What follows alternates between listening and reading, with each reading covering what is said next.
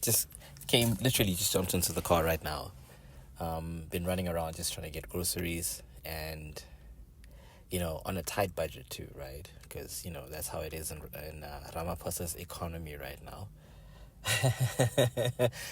And, I was like, I'm going to go in there. I am going to buy some chicken and head out. Like, head home. That's it. I'm going to get out.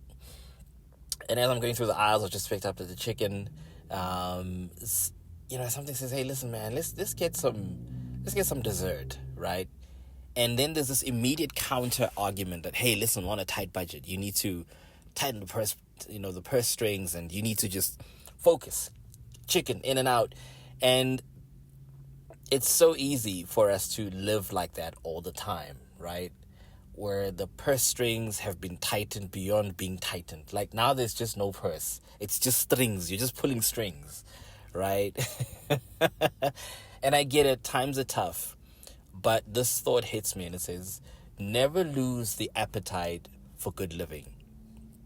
Never lose your appetite for good living. Never lose your appetite for that which makes life beautiful and livable and bearable and wonderful, right? In this survival mode sometimes that we find ourselves in, like, we can live our whole lives in survival mode. Oh, it's tough. It's always tough, and I get it. It is truly tough, but now and again, dash that toughness with some goodness, like with some sweetness, even if it's just something as simple as buying dessert. I know you're thinking, oh my God, I don't know how I'm going to make the ends meet. Like, there's too much money at the end of there's too much month at the end of my money. Yeah, it would be right. It would be nice if there was too much money at the end of my month, but there's too much month and not enough money, right?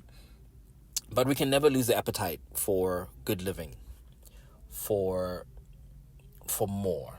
I think a lot of us have been beaten into submission by this life because of just where we find ourselves. I mean, it's not great for me too. I'm not where I want to be. But in this little moment, I was like, in this little moment right here, I'm going to buy this dessert.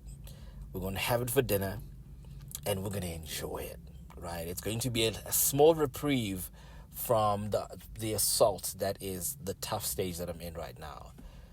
And I just wanted to encourage all of us, like, do not lose your appetite for good living, for that which is good, no matter how tough it is, right? Just afford yourself the luxury of being able to pause the bitter taste of life sometimes, or how bitter life may be right now, how tough life may be right now, with a little bit of sweetness.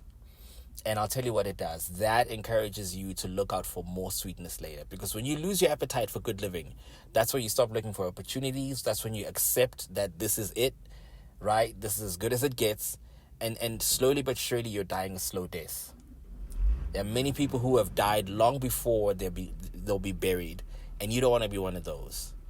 Do not lose your appetite for the good life. Do not lose your appetite for more. And more can look like whatever it needs to look like for you. Maybe it's health.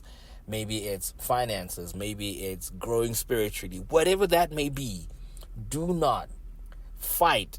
Like, literally put on the fight to say, I will not lose the memory of what it feels like to have a good life, to have more, to reach for more. Some of us have to exercise the muscle of our heart that reaches for more, because we haven't used it in a long time.